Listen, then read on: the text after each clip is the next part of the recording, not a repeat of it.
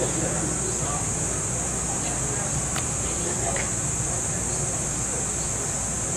Mr. Kim Kwang Nam, appointed International Cooperation Agency Senior Volunteer, together with Attorney Bernardo Calibo, Vice Chairman, Provincial Advisory Council.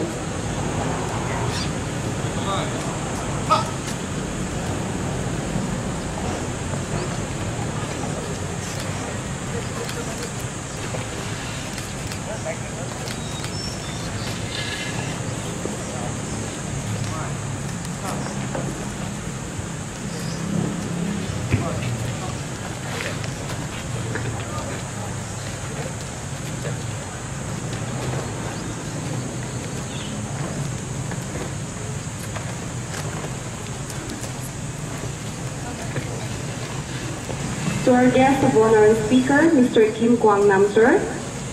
As all staff officer, uniform personnel, non-uniform personnel, ladies and gentlemen, good morning.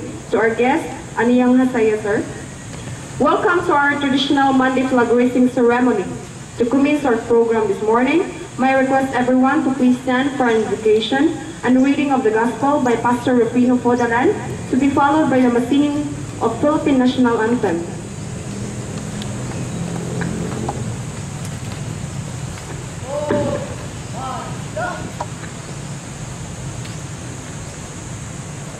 May buntag sa tanan, atong ipahiluna ang matagos sa kahuna-huna o kasing-kasing diya sa presensya sa Dios, magahimuta o pagampo. Sa ngalan sa Amahan, sa Anak, sa Espiritu Santo. Amo lang itong Amahan, nagaduhol kami sa puno sinong grasya ng kabuntagon, uban sa pagpasalamat sa inong kaayo, takong kaluoy o hugma sa matagusan na mukakinabuhi. Salamat Ginoo sa iyong paghatag na mupusok, na makapadayon no sa iyong makatawhan ni sa kampo sa matagusan nila katrabaho hining adlaw. Among pagampo o Dios nga ikaw magauban kanila, magauna sila mga dalan o magabindisyon bisan pa sa ilang mga lakaw. Protektahay sila gikan sa dautan. Para lang ini usab ang ilang panimalay, para lang ini Ginoo ang mga provincial director sa ng kapulisan ng Kabuntagon diha sa ngalan sa Panginoon Jesucristo. Amen. Please be seated.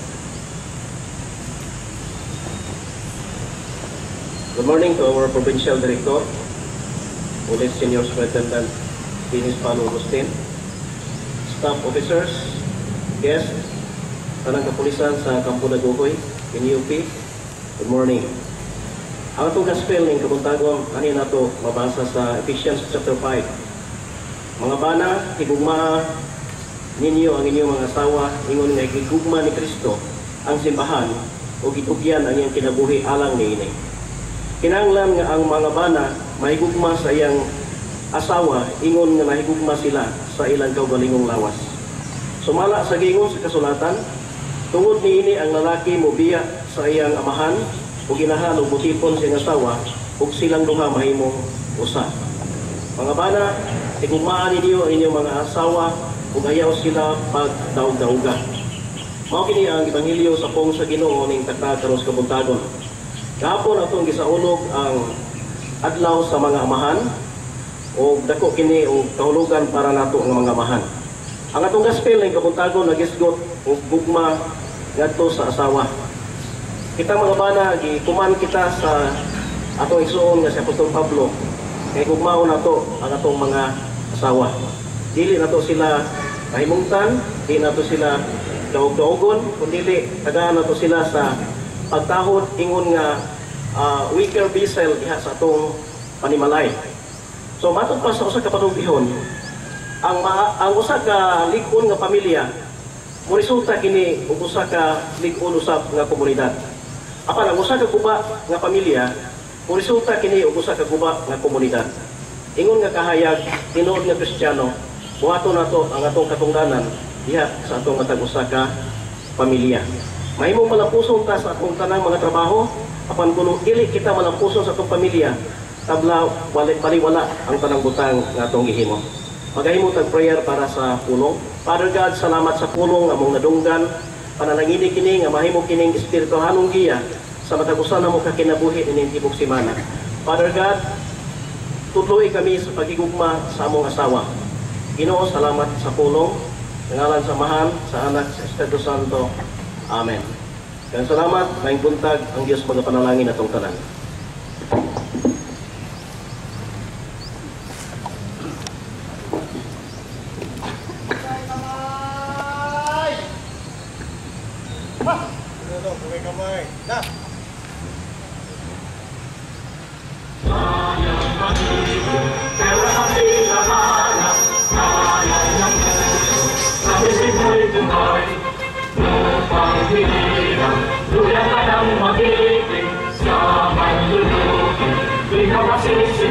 Sa dagatang mundo, sa sinulan, sa langit mong mga, ay nilatang tula at awit sa paglayang minamahal. Ang isang ng mga awat mo'y tagumpay na nanginig, ang bituin ng araw niya may kampatay na dinig. Lumalang araw ng walhati ang sinta, buhay langit sa tingin mo. Ang higaya na may pamahati, ang mamatay ng dahil sa'yo.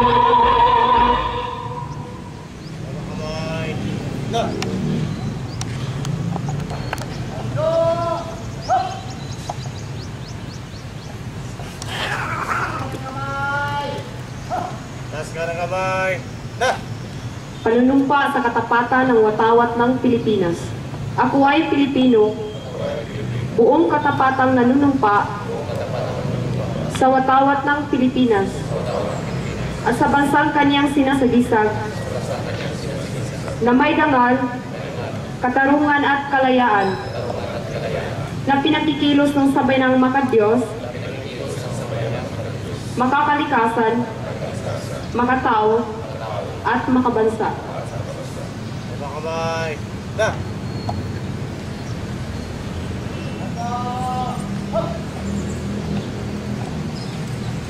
Police officers pledge.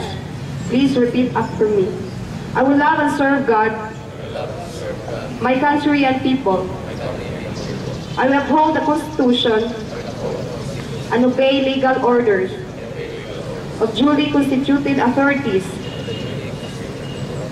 I oblige myself to maintain a high standard of morality and professionalism. I will respect the customs and traditions of the police service, and I will live a decent and virtuous life to serve as an example to others. Please be seated. At this juncture is the introduction of our guest of honor and speaker. May we request Police Inspector Rui Olar, sir. Thank you, ma'am.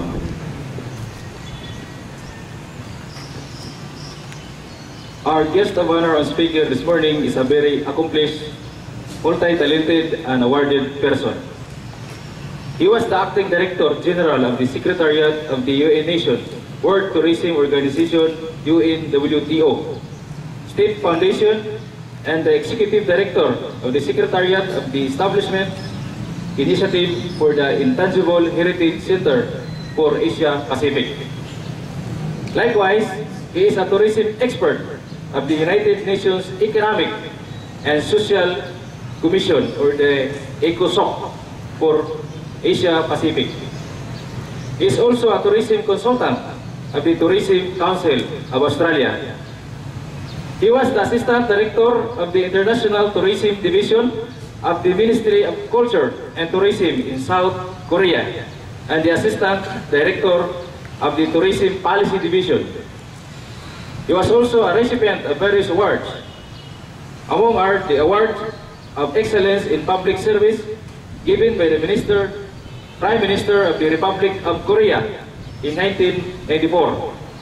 He was also awarded for Outstanding Public Service by Minister of Culture in 1998, and a Presidential Awardee given by the President of Republic of Korea in the year 2000. Currently, he is the tourism instructor of Bohol Island State University, a Korean International Cooperation Agency, or the KOICA, senior volunteer that launched the Bohol Tourism Map, the first of its kind in the country, which is a project of our guest of honor and speaker today. We are privileged that among all countries, our guest speaker chose Philippines, particularly Bohol, for his tremendous potential of the province in global tourism. Ladies and gentlemen, help me welcome Our guest and honor speaker for this morning activity, Mr. Kim Kwang Nam.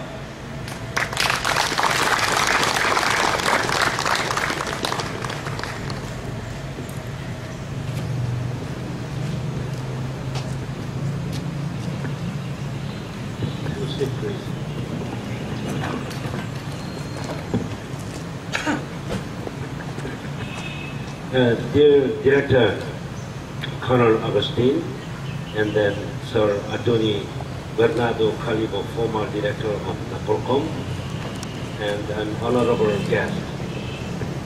I'm very pleased to stand here to meet all of you. My name is Kwang Nam Kim from Korea. I was honorary retired Minister of Culture and Tourism in Korea, and I had worked 31 years for the central government of Korea. In 2013, June, exactly 2 years ago, our government dispatched me here in Philippines as a senior volunteer, especially Bohol Island State University as a tourism instructor. I had experienced the work at the United Nations Economic Social Committee for Asia and the Pacific in Bangkok, Thailand, as a tourism expert for 2 years. And I had many ideas for the development of Bohol community through tourism. So I was teaching the vice ones, but also proceeded my own project. The project is making a Bohol tourist map for the tourists. I thought this is enhanced promoting and developing Bohol tourism industry.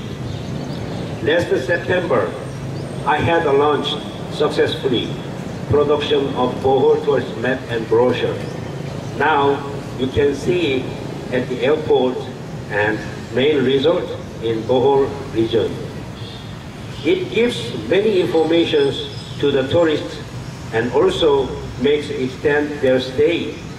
It means increase the incomes in this community. I love Bohol very much. That's why I made a map and stand here.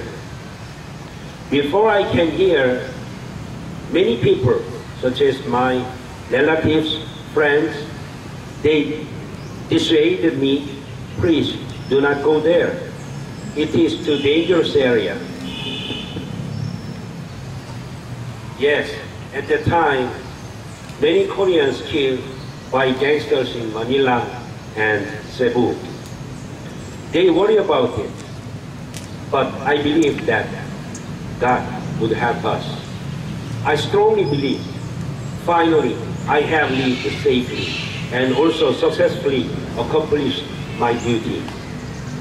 This is because of you. During my stay here, I did not doubt my safety. I was so happy because of you. Yes, it is right. When I traveled in Boracay, I saw many tourist police, and also in Manila. Every year, the number of tourists are increased in Bohol. According to this, the number of tourist police in Bohol should be increased for the guarantee of tourist safety. Thank you for your help and assistance during my stay here. Also, this heartful farewell event too. God bless with you and good luck, health and happiness always be with you. Thank you very much.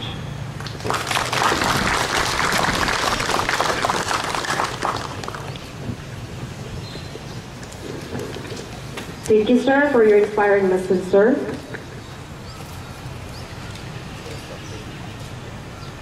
To give the certificate of appreciation and token to our guest of honor and speaker, we request Police Superintendent Nicobidis Olivar to be assisted by Police Superintendent Patricio Digay, sir.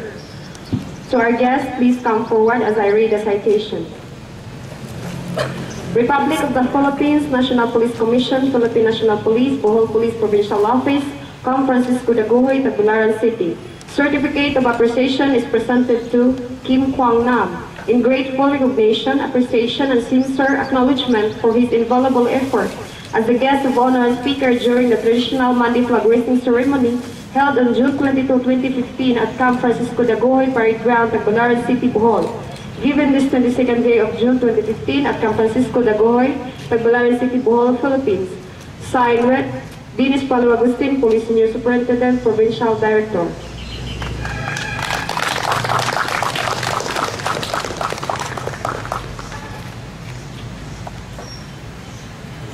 To conclude this program, let us all sing with pride the PNP hymn.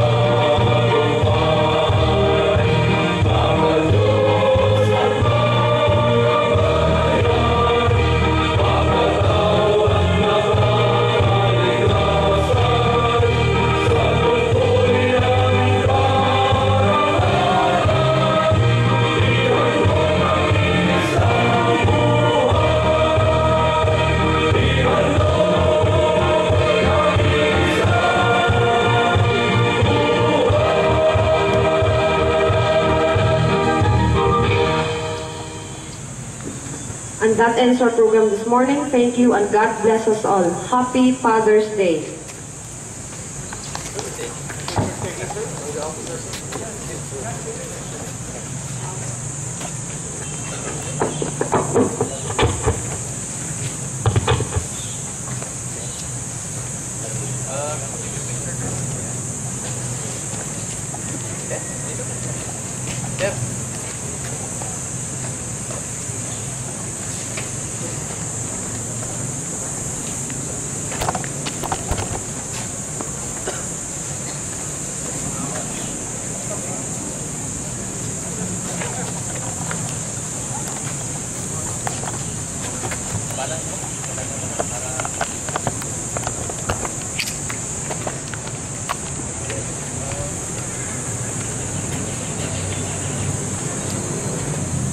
Okay. 1, 2.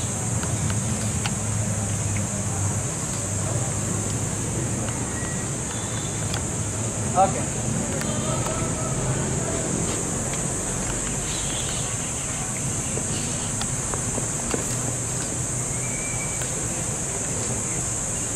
Answer.